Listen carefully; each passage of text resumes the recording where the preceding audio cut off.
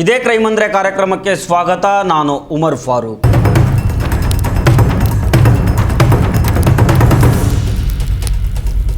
ಭಾರತದ high security ಜೈಲಿನಲ್ಲಿ ಕೂತ್ಕೊಂಡೇ ಜಾಗತಿಕ ಮಟ್ಟದಲ್ಲಿ ಕ್ರಿಮಿನಲ್ ನೆಟ್ವರ್ಕ್ ನಡೆಸ್ತಾ ಇದ್ದ ಗ್ಯಾಂಗ್ಸ್ಟರ್ ಲಾರೆನ್ಸ್ ಬಿಷ್ಣೋಯ್ ಸಿಂಡಿಕೇಟ್ಗೆ ಈಗ ಅಮೆರಿಕ ಭಾರಿ ಹೊಡೆತ ಕೊಟ್ಟಿದೆ.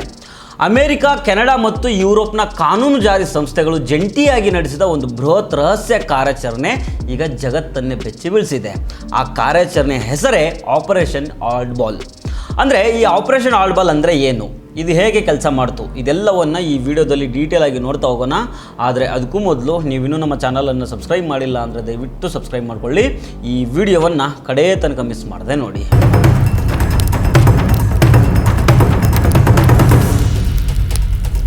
ಅಮೆರಿಕದ ಇನ್ವೆಸ್ಟಿಗೇಷನ್ ಏಜೆನ್ಸಿ FBI ನೇತೃತ್ವದಲ್ಲಿ ನಡೆದ ಈ ಜಾಗತಿಕ ಕಾರ್ಯಾಚರಣೆಯಲ್ಲಿ ಲಾರೆನ್ಸ್ ಬಿಷ್ಣೋಯ್ ಗ್ಯಾಂಗ್ನ ಬರೋಬ್ಬರಿ 24 ಅಂತಾರಾಷ್ಟ್ರೀಯ ಶೂಟರ್ಗಳು ಮತ್ತು ಅಪರಾಧಿಗಳನ್ನು ಅರೆಸ್ಟ್ ಮಾಡಲಾಗಿದೆ. ಅಮೆರಿಕದ ನ್ಯಾಯಾಲಯದಲ್ಲಿ ಬಿಷ್ಣೋಯ್ ಸೇರಿದಂತೆ ಒಟ್ಟು 37 ಆರೋಪಿಗಳ ವಿರುದ್ಧ 3 ಪ್ರತ್ಯೇಕ ಚಾರ್ಜ್ ಶೀಟ್ಗಳನ್ನು ದಾಖಲು ಮಾಡಲಾಗಿದೆ. ಈ ಕಾರ್ಯಾಚರಣೆ ಎಷ್ಟು ದೊಡ್ಡದಾಗಿತ್ತಂತಂದರೆ ಕ್ಯಾಲಿಫೋರ್ನಿಯಾದಲ್ಲಿ 11 ಜನ ಸೇರಿದಂತೆ ಅಮೆರಿಕದಲ್ಲಿ ಒಟ್ಟು 13 ಜನರನ್ನು ಅರೆಸ್ಟ್ ಮಾಡಲಾಗಿದೆ. ಕೆನಡಾದಲ್ಲಿ 3 ಮತ್ತು ಸ್ಪೇನ್ನಲ್ಲಿ ಒಬ್ಬನನ್ನು ಅರೆಸ್ಟ್ ಮಾಡಲಾಗಿದೆ. 7 ಜನ ಈಗಾಗಲೇ ಬೇರೆ ಬೇರೆ ಜೈಲುಗಳಲ್ಲಿದ್ದಾರೆ. ಇನ್ನುಳಿದ 10 ತಲೆಮರೆಸ್ಕೊಂಡಿರುವ ಅಪರಾಧಿಗಳಿಗಾಗಿ ತೀವ್ರ ಹುಡುಕಾಟ ನಡೀತಾ ಇದೆ. ಬರೀ ಇದಿಷ್ಟೇ ಅಲ್ಲ, ಈ ದಾಳಿಗಳ ವೇಳೆ ಬರೋಬ್ಬರಿ 1,000 ಕಿಲೋ ಕೊಕೇನು, ಹೆರಾಯಿನು, ಲಕ್ಷಾಂತರ ನಗದು ಹಣ ಮತ್ತು ಮಾರಕಾಸ್ತ್ರಗಳನ್ನು ವಶಪಡಿಸಿಕೊಳ್ಳಲಾಗಿದೆ. ಈ ತನಿಖೆಯಲ್ಲಿ ಅತ್ಯಂತ ಶಾಕಿಂಗ್ ವಿಚಾರ ಏನಂತಂದರೆ, ಲಾರೆನ್ಸ್ ಬಿಷ್ಣೋಯ್ ಸದ್ಯ ಭಾರತದ ಅತ್ಯಂತ ಸುರಕ್ಷಿತ ಜೈಲಿನಲ್ಲಿದ್ದರೂ ಸಹ ಅಲ್ಲಿಗೆ ಕಳ್ಳ ಸಾಗಣೆ ಮಾಡಲಾದ ಮೊಬೈಲ್ ಫೋನ್ಗಳು ಮತ್ತು ಇಂಟರ್ನೆಟ್ ಕರೆಗಳ ಮೂಲಕ ವಿದೇಶದಲ್ಲಿ ನಡೀತಾ ಇದ್ದ ಅಪರಾಧಗಳನ್ನು ನಿಯಂತ್ರಣ ಮಾಡ್ತಾ ಇದ್ದ. ಅಮೆರಿಕದ ನ್ಯಾಯಾಂಗ ಇಲಾಖೆ ಪ್ರಕಾರ ಈ gang America, Canada, UK, Europe ಮತ್ತು ಆಸ್ಟ್ರೇಲಿಯಾಗಳಲ್ಲಿ ನೆಲೆಸಿರುವ ಭಾರತೀಯ ಬಿಸ್ನೆಸ್ಮನ್ಗಳನ್ನು ಗುರಿಯಾಗಿಸಿಕೊಂಡು ಕೊಲೆ, ಸುಲಿಗೆ ಮತ್ತು ಡ್ರಗ್ಸ್ ದಂಧೆಯನ್ನು ಮಾಡ್ತಾ ಇತ್ತು. ಇದಕ್ಕಾಗಿ ಬಿಷ್ಣೋಯ್ ಜಗತ್ತಿನಾದ್ಯಂತ ತನ್ನ ಕಮಾಂಡರ್ಗಳನ್ನು ನೇಮಿಸಿದ್ದ. ಅದರಲ್ಲಿ ಗೋಲ್ಡಿ ಬ್ರಾರ್ ಕೂಡ ಒಬ್ಬ. ಉತ್ತರ ಅಮೆರಿಕ ಮತ್ತು ಕೆನಡಾದಲ್ಲಿ ಈ ಗ್ಯಾಂಗ್ನ ಮುಖ್ಯ ಕಮಾಂಡರ್ ಆಗಿದ್ದ. ಇನ್ನು ರೋಹಿತ್ ಗೋದಾರ ಯುರೋಪಿಯನ್ ದೇಶಗಳಲ್ಲಿ ಕುಳಿತು ಶಸ್ತ್ರಾಸ್ತ್ರ ಸರಬರಾಜು ಮತ್ತು ಹತ್ಯೆಗಳ ಸ್ಕೆಚ್ ಆಗ್ತಾ ಇದ್ದವನು. ಮತ್ತು ಸುಖ್ರಾಜ್ ಸಿಂಗ್ ಖಾಂಗ್ ಇವನು ಭಾರತದಲ್ಲಿ ಗ್ಯಾಂಗ್ನ ಆಪರೇಷನ್ಗಳನ್ನು ನೋಡ್ಕೊಳ್ತಾ ಇದ್ದ. ಅಮೆರಿಕದ ಪ್ರಾಸಿಕ್ಯೂಟರ್ಗಳು ಬಿಷ್ಣೋಯ್ನ ಮತ್ತೊಂದು ಕರಾಳ ಮುಖವನ್ನು ಬಯಲಿಗೆ ತಗೊಂಡ್ಬಂದಿದ್ದಾರೆ. ಕೊಲೆ, ಕಿಡ್ನ್ಯಾಪ್ ಮತ್ತು ಮಾನವ ಕಳ್ಳ ಸಾಗಣೆ ಮಾಡ್ತಾ ಇದ್ದ ಲಾರೆನ್ಸ್ ಬಿಷ್ಣೋಯ್ ಸೋಷಿಯಲ್ ಮೀಡಿಯಾದಲ್ಲಿ ತಾನೊಬ್ಬ ದೇಶಭಕ್ತ, ರಾಷ್ಟ್ರೀಯವಾದಿ ಮತ್ತು ಧಾರ್ಮಿಕ ವ್ಯಕ್ತಿ, ಧರ್ಮ ರಕ್ಷಕ ಅಂತ ಬಿಂಬಿಸ್ಕೊಳ್ತಾ ಇದ್ದ. ಅವನಿಗೆ ಜೈ ಅನ್ನೋ ಕೆಲವು ಜನ ಅತೃಪ್ತ ಆತ್ಮಗಳು ಕೂಡ ನಮ್ಮ ದೇಶದಲ್ಲಿದ್ದಾವೆ. ವಿದೇಶಗಳಲ್ಲಿರುವ ಅಮಾಯಕ ಭಾರತೀಯ ಯುವಕರನ್ನು ತನ್ನ ಗ್ಯಾಂಗ್ಗೆ ಸೆಳೆಯೋದಕ್ಕೆ ಈತ ಈ ದೇಶಭಕ್ತಿಯ ಮುಖವನ್ನು ಬಳಸ್ತಾ ಇದ್ದ ಅಂತ ಅಮೆರಿಕ ಹೇಳ್ಕೊಂಡಿದೆ.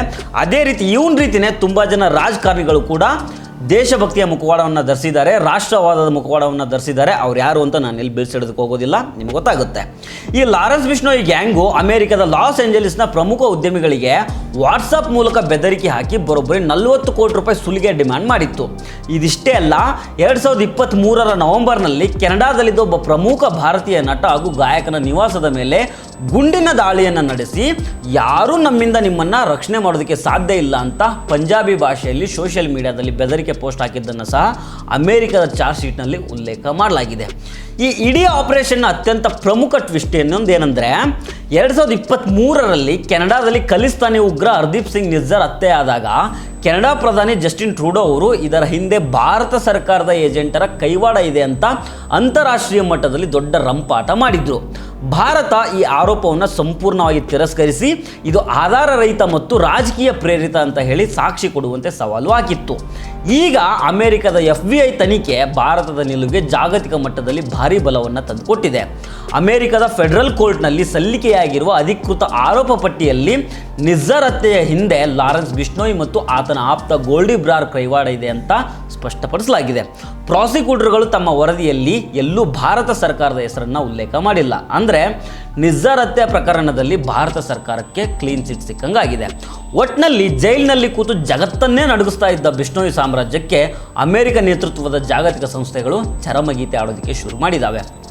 ಸುಳ್ಳು ಆರೋಪ ಮಾಡ್ತಾ ಇದ್ದ ಕೆನಡಾ ಪ್ರಧಾನಿ ಟ್ರೂಡೋಗೆ ಅಂತಾರಾಷ್ಟ್ರೀಯ ಮಟ್ಟದಲ್ಲೇ ಮುಖಭಂಗ ಆಗಿದೆ ಮತ್ತು ಭಾರತದ ವಾದ ಸತ್ಯ ಅನ್ನೋದು ಸಾಬೀತಾಗಿದೆ.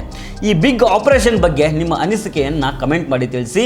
ಈ ವಿಡಿಯೋ ಇಷ್ಟ ಆಗಿದ್ದರೆ ಲೈಕ್ ಮಾಡಿ, ನಿಮ್ಮ ಸ್ನೇಹಿತರ ಜೊತೆಗೂ ಶೇರ್ ಮಾಡಿ. ನಮ್ಮ ಚಾನಲ್ಗೆ ಸಬ್ಸ್ಕ್ರೈಬ್ ಆಗೋದನ್ನು ಮರಿಬೇಡಿ. ನಮಸ್ಕಾರ.